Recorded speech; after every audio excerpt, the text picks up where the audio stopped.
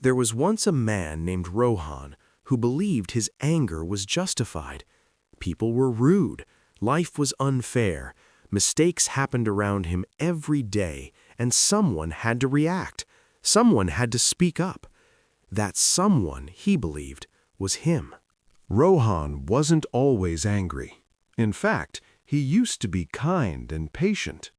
But slowly, without noticing, small irritations began stacking up. A careless comment from a coworker, a friend who showed up late, a stranger who pushed past him without apologizing. Each moment felt tiny, but together they built a fire inside him that never truly went out.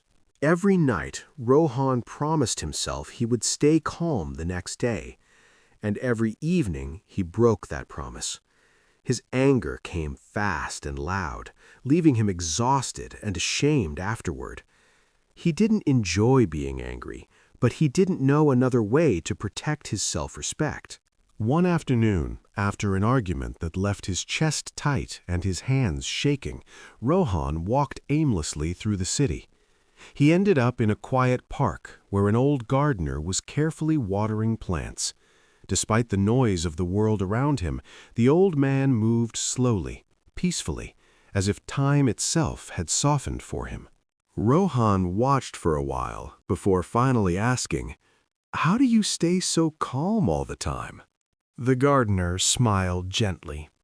"I used to be just like you," he said.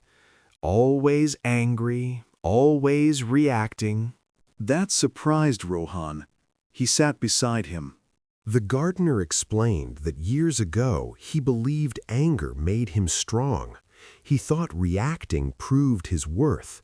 But one day, after losing people he cared about and opportunities he couldn't replace, he realized something painful. Every time he got angry, he paid a price. Not the people who provoked him. Him. He pointed to the plants. "When someone insults you," he said, "it's like they throw a seed. If you water it with your attention, it grows into anger.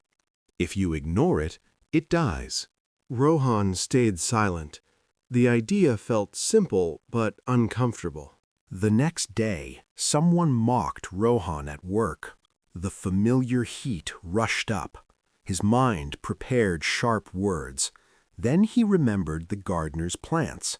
He said nothing. The moment passed. The person looked almost disappointed. That night, Rohan felt something new. He wasn't calm, but he wasn't drained either. Over time, he began noticing patterns. People who tried to provoke him only continued when he reacted. When he stayed calm, they lost interest. He realized most people weren't trying to hurt him personally. They were unloading their own frustrations. One day, a close friend betrayed his trust. This time, silence felt impossible. Rohan wanted to explode. Instead, he asked himself one question. Will my anger heal me, or just announce my pain? The answer hurt.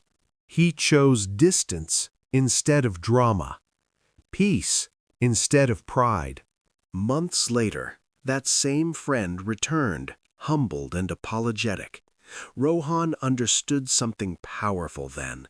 Calm doesn't make you weak, it makes space for change. Rohan never became emotionless. He still felt anger rise, but he stopped letting it decide his actions. He learned that not every disrespect deserves a response, and not every battle deserves his energy. Anger didn't disappear because people became kinder. It disappeared because he stopped giving them control over his peace. And that changed everything.